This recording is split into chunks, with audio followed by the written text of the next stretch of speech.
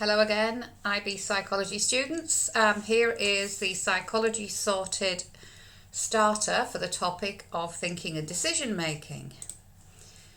The theory that we're going to be looking at is the dual process model, which can be also subdivided into System 1 and System 2 thinking.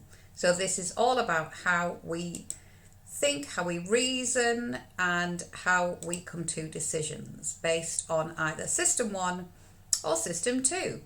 So before we, or your teacher gets into looking at what System 1 and System 2 are, you are going to take part in a couple of activities. Okay, so this activity here is designed to utilize System 1 or System 2, and it will depend on how you as an individual approach each of these questions as to whether you are using System 1 for the lazies or System 2 for the hard workers. Now, we're all capable of using System 1 and System 2, but these are the sort of questions which will really kind of be interesting to see whether you're going to use System 1 or System 2 for the purpose of working out the answers to these questions. Without further ado, I'm going to let you have a go at them. So, if you have a look at the first one, it is asking you how much the bat costs and how much the ball costs. Because a ball and a bat together, the combined cost of them is £1.10, and you have to work out what the cost of each is based on the premise that the bat costs £1 more than the ball. You may think that's easy. It's not as easy as you think, although it is a very simple and straightforward answer. We'll just see how you do with that. The second one is looking at families in one city who had 6 children, 3 of whom were male and 3 of whom were female. They were asked to say what birth order their children arrived in. You've got 3 birth orders down here. You have to decide which of these is the most likely order of birth of the male and female children.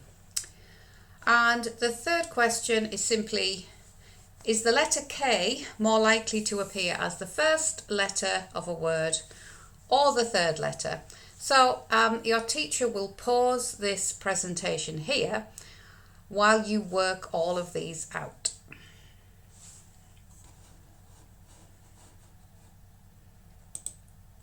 Okay, so hopefully the video has been paused and you have worked out the answer to these questions. Okay, so the first one, a ball and a bat together cost £1.10. The bat costs £1 more than the ball. How much does each cost separately? Now, I wonder how many of you said that the bat cost £1 and the ball cost 10p.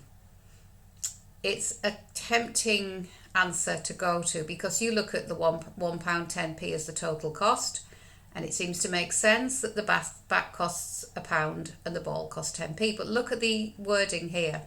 The bat costs £1 more than the ball. So I wonder if any of you, and I'm sure quite a lot of you did, get this answer. The bat costs £1 5p and the ball costs 5p. So you can see that the bat is £1 more than the ball. To be honest, just between us, I couldn't work that out. I sat in my psychology lecture hall with all my fellow students, and the lecturer gave us this question, and I'm telling you, 80% of that lecture hall went, £1 and 10p, and yeah, we were wrong. I wonder why, because it's not difficult, is it, really, when you look at it? But let's move on to the next one. The one about birth order. This is an interesting one.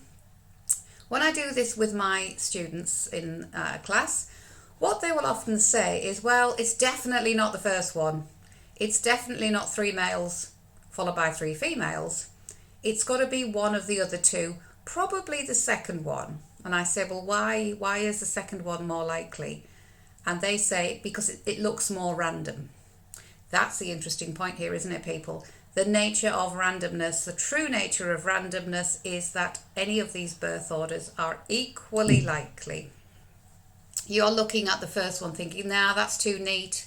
Life isn't that neat. You wouldn't have 3 boys followed by 3 girls. It's less likely than the others. But when you think about it, of course, why shouldn't that happen?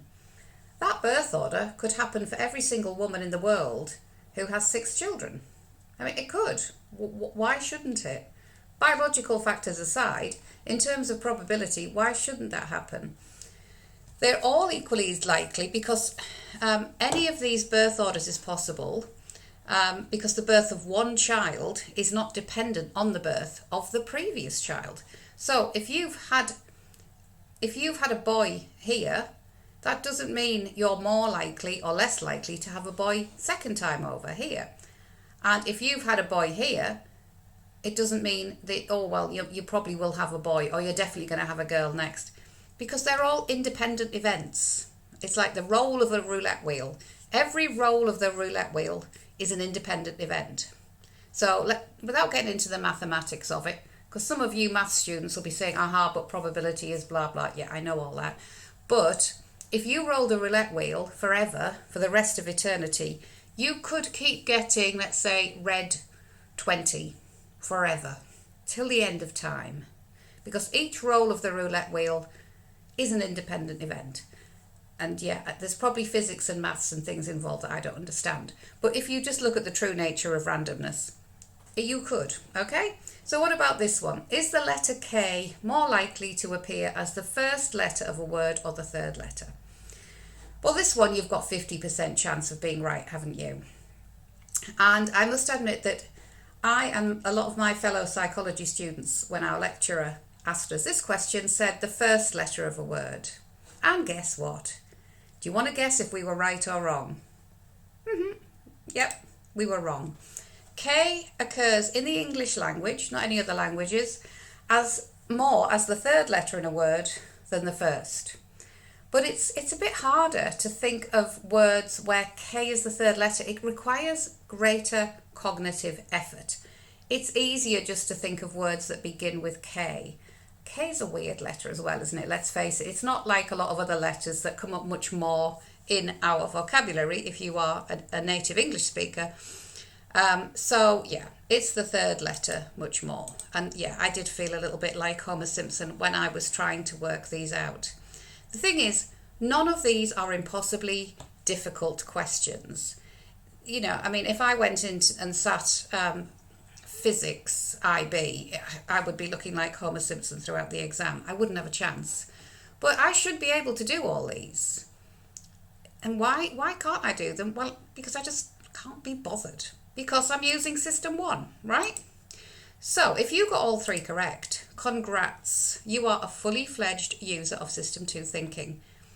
Well done, pat yourself on the back.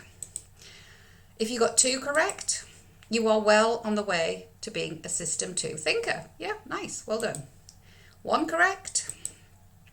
Must try harder. Make an effort, why don't you? Yeah, she said in a non-serious voice. 0 correct. Oh dear. Please join the back of the queue with me, yeah? Because I didn't get any of them right. I have to hold my hand up and say that. There was no jeopardy in it. It was a low status, low value exercise in a lecture. It didn't really matter. It wasn't in an exam. You couldn't really be bothered making the effort. So yeah, I got 0 correct. I am a sad, ridiculous, excusable, a System 1 thinker. And the more you look into this topic as you go through this amazingly interesting topic of System 1 and System 2, you will see just how much of the time you use System 1 when you should be using System 2. Okay, that makes you human. We're all welcome to the human race. And this is where we're ending the starter activity. Enjoy this topic. Goodbye for now.